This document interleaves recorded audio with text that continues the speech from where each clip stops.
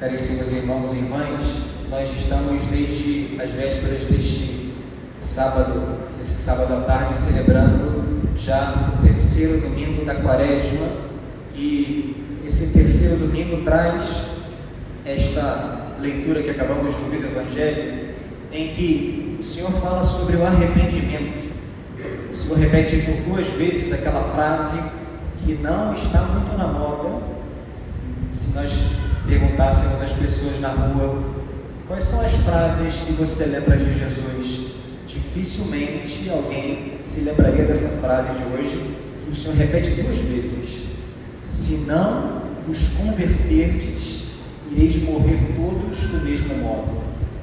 Não é uma frase que está na moda, porque o Senhor é duro, porque o Senhor exige uma conversão daqueles que escutam a sua palavra. Portanto, essa palavra é para nós, de modo especial na Quaresma, para que nós possamos entender que o Senhor pede a nossa conversão. O Senhor olha para nós e pede frutos, como Ele olhou para essa figueira do Evangelho de hoje, e Ele queria frutos. Essa parábola que o Senhor conta é uma palavra luminosa para esse domingo, porque vejam, existia um dono da figueira. A figueira pertencia ao dono. Ele tinha entregado aquela figueira, ao vinhateiro, para que o vinhateiro cuidasse daquela figueira. E o dono, que tinha um campo, ele esperava que aquela figueira, na sua vinha, plantada na sua vinha, desse frutos. A vinha era dele, e ele, dentro da sua vinha, tinha aquela figueira, e ele ia procurar frutos. Ele queria colher os frutos daquela figueira, porque foi por isso que ele plantou, foi por isso que ele tinha aquela figueira, esperando que ela fosse dar frutos. Mas vejam, por que ele podia exigir frutos, exigir os figos daquela figueira? Primeiro, porque é natural que quando se planta uma figueira, se espera os frutos daquela figueira, os figos daquela figueira. É natural. E segundo, que aquela figueira era dele, pertencia a ele. Portanto, ele, na mesma hora que mandou plantar, com a mesma voz que mandou plantar, com essa mesma voz ele diz: corta, porque é dele. Ele faz o que ele quiser. E se não dá frutos conforme ele espera, ele pode mandar cortar, porque pertence a ele. Essa figueira somos nós. Essa figueira somos eu e você. Nós pertencemos a Deus. Desde o nosso batismo, nós somos de Deus. E Deus tomou posse de nós, não apenas como um objeto que Ele pega e joga no canto, e depois Ele usa, depois Ele joga no canto de novo. Mas quando nós fomos batizados, nós fomos incorporados a Cristo. Nós começamos a fazer parte da família de Cristo. Portanto, nós recebemos uma vida sobrenatural que não era nossa, mas que passou também a ser nossa. A vida de Deus. Deus começou a viver em você, e Deus começou a partilhar a vida dele com você, para que você pudesse, nesse mundo, no meio dessa terra, viver a vida de Deus. Foi para isso que você foi batizado, e foi para isso que você se tornou filho de Deus. É para que as pessoas olhassem para você e vissem que você pertence a Deus, que você vive a vida de um filho de Deus. Portanto, é justo que Deus olhe para você e procure frutos de santidade. É justo. Portanto, Deus não é injusto quando Ele olha para você e procura santidade. Deus não está sendo um tirano quando Ele olha para você e busca virtudes, e busca castidade, e busca obediência, e busca oração, e busca caridade, e busca paciência. Deus não está sendo um tirano quando Ele busca santidade em você, porque Ele já te deu essa vida dele. Mas acontece que, por que nós não damos esses frutos? Por que nós não estamos dando os frutos que Deus vem justamente procurar em nós, porque nós não estamos cultivando a vida que nós recebemos. Deus plantou essa figueira na vinha dele, mas não basta plantar e deixar que ela cresça sozinha, sem nada. Tem que cuidar, tem que dar o sol, tem que dar água, tem que cuidar da vinha para que ela cresça, para que ela dê fruto. Não adianta você lançar ela no campo e esperar que ela cresça como mágica. Tem que cuidar, tem que alimentar. Não ache que você vai dar os frutos de santidade se você não cuida da tua vida espiritual, se você não leva a sério a tua vida interior. Agora veja, Deus olha para você e Ele olha como quem procura frutos. Mas essa procura de Deus não é uma procura injusta.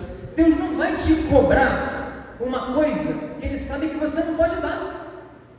Deus não vai te exigir uma coisa que está para além das suas forças. Portanto, se Deus te exige santidade, se Deus te exige virtude, se Deus te exige coisas sobrenaturais, é porque Ele vai te dar. É porque Ele te deu essa força. Mas Deus, quando nos exige a santidade e quando Ele nos dá a força para isso, é porque nós precisamos buscar também. Nós estamos nesse tempo quaresmal de conversão e de busca pela santidade, mas de alguma forma nós estamos também na nossa paróquia num parêntese, sem sair da quaresma, mas num parêntese para a nossa festa de São José. Quando nós olhamos para esse evangelho e vemos esse dono da vinha olhar para essa figueira de uma forma meio frustrada, porque é frustrante, 3 anos pedindo frutos, 3 anos esperando frutos e não deu. Quando nós olhamos para esse dono da vinha, olhando para essa figueira e se sentindo frustrado, e nós pensamos que esse dono da vinha é Deus e que essa videira somos nós que não damos fruto, quando nós pensamos que Deus, o dono da vinha, olha para a sua figueira chamada São José, Ele jamais se frustrou. Porque Deus, quando olha para São José, assim como olha para mim e para você, Deus também olhou para São José e procurou frutos. Deus, quando olhou para São José, como olha para mim e para você, Ele procurou a santidade que Ele plantou. Mas em São José, Ele não precisou ficar procurando, porque São José sempre deu frutos de santidade, porque São José sempre cultivou a vida interior e, portanto, ao cultivar a vida interior, aquela alma desse santo patriarca sempre dava frutos de santidade. Portanto, nós olhamos para São José e o que nós vemos nele? Além de um homem silencioso que reza, nós vemos um homem pronto para fazer a vontade de Deus. Quando ele percebe que a Nossa Senhora está grávida e ele olha para aquela mulher, ele olha para aquele fato da gravidez, ele percebe que existe um mistério acontecendo ali, e um mistério de santidade. Não pensem que São José duvidou da santidade de Nossa Senhora, porque isso jamais aconteceu. José, diz a Escritura, que era um homem justo, portanto era um homem santo. O justo na Escritura é aquele homem que ama a lei de Deus, não só cumpre a lei de Deus, mas que cumpre com amor, com presteza, com prontidão. Ele ama a lei de Deus. Quando ele olha para Nossa Senhora, ele percebe que tem um mistério divino acontecendo ali. Ele não sabe o que é, ele não sabe o que está acontecendo, mas ele olha para Nossa Senhora e ele conhece a sua esposa, ele sabe que ela é muito santa, e ele jamais passa na cabeça que ele pudesse acontecer alguma coisa de imaculado no ventre de Maria. Ele não entende o que está acontecendo, mas ele sabe que é um mistério de Deus. São José, portanto, decide abandonar Nossa Senhora porque ele não se sente parte daquele mistério. Ele acha na sua humildade que aquele mistério é muito grande, porque Nossa Senhora tem uma santidade muito grande e Deus poderia claramente escolhê-la. E Deus fez isso. Escolhe Nossa Senhora por um mistério que ele não conhece e, portanto, ele não se sente digno de participar daquele mistério. Portanto, ao decidir sair daquela cena, o anjo aparece para ele e diz: esse mistério é seu também. Não temas receber Maria, tua esposa, porque o que nela foi gerado vem do Espírito Santo. Não tenha medo de tomar para si essa esposa, não tenha medo de tomar para si esse filho, porque esse mistério também é para você. E vejam que quando o anjo termina de falar, diz o Evangelho, José levantou-se depressa e fez como o anjo lhe tinha ordenado.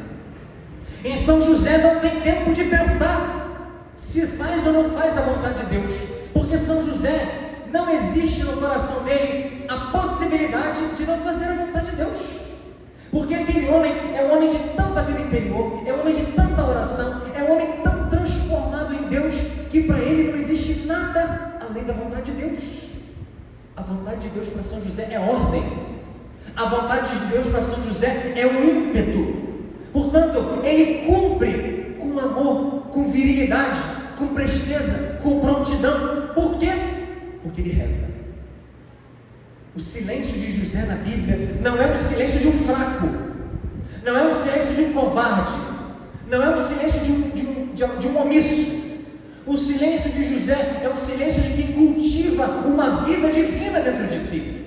É um silêncio de alguém que não perde tempo com futilidades, mas é o silêncio de alguém que sabe cultivar aquilo que deve ser cultivado. Se de Nossa Senhora a palavra de Deus diz que ela guardava no coração aqueles fatos e repassava e meditava no coração, nós podemos dizer exatamente a mesma coisa de José.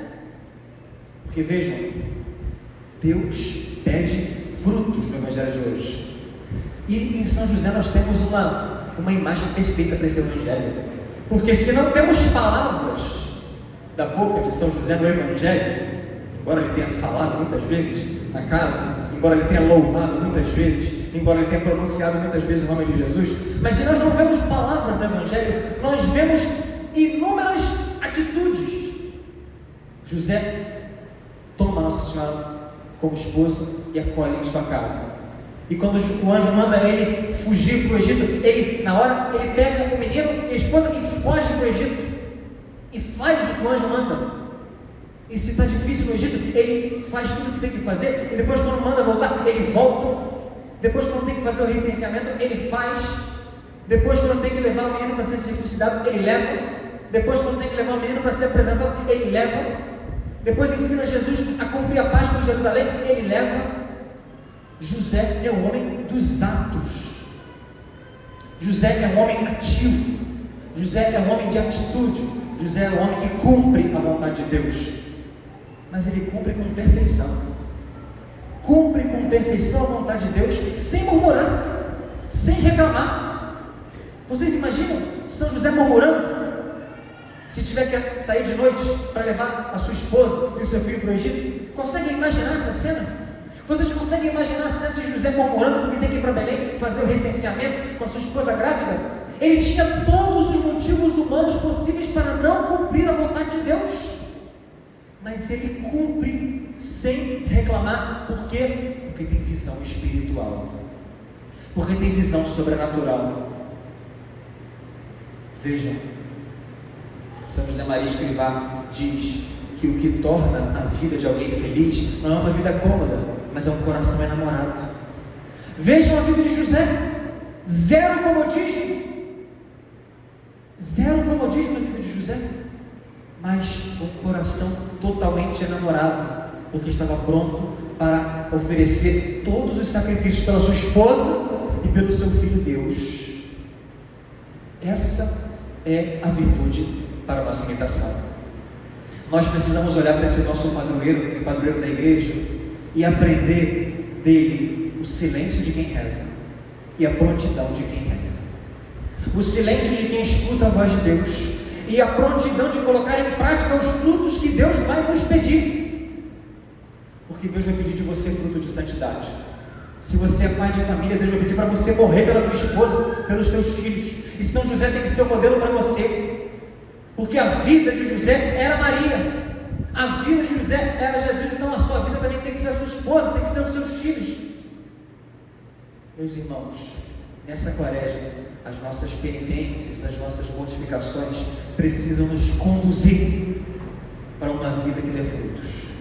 Vejam, Deus infundiu na tua alma a vida divina, mas se você não cultivar isso, se você não cultivar a vida espiritual, você vai ser essa figueira e Deus vai olhar para você e vai falar assim: corta, porque eu estou procurando frutos, eu estou procurando e não acho.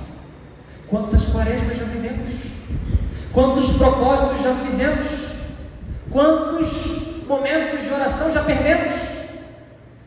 A gente começou a quaresma ouvindo São Paulo dizer assim: é agora o tempo favorável, é hoje o dia da salvação. Essa palavra continua atual, porque ela está no início da quaresma para nortear a quaresma. É agora o tempo favorável, é agora o dia da salvação. Se você está chegando agora na quaresma, terceiro domingo, e descumpriu todos os seus propósitos quaresmais, retoma. Ou se você chegou agora na quaresma sem propósitos, sem oração, sem penitência, é agora o tempo favorável, porque Deus está descendo nessa missa para procurar frutos em você. Deus está descendo nessa missa para procurar frutos de santidade. Dê a Deus os frutos que é justo que Ele peça para você. Mas pense, você jamais vai dar esses frutos se você não cultivar a vida espiritual. Que São José, o homem da oração, nosso Pai, nosso grande Pai, nos ajude a cultivar aquela vida espiritual que Ele soube cultivar com tanto amor, e que Ele nos ensine a sermos homens e mulheres que cultivem esse amor a Deus, para que quando Deus nos pedir coisas, mesmo que nos tire do comodismo, nós possamos prontamente fazer como Ele fez.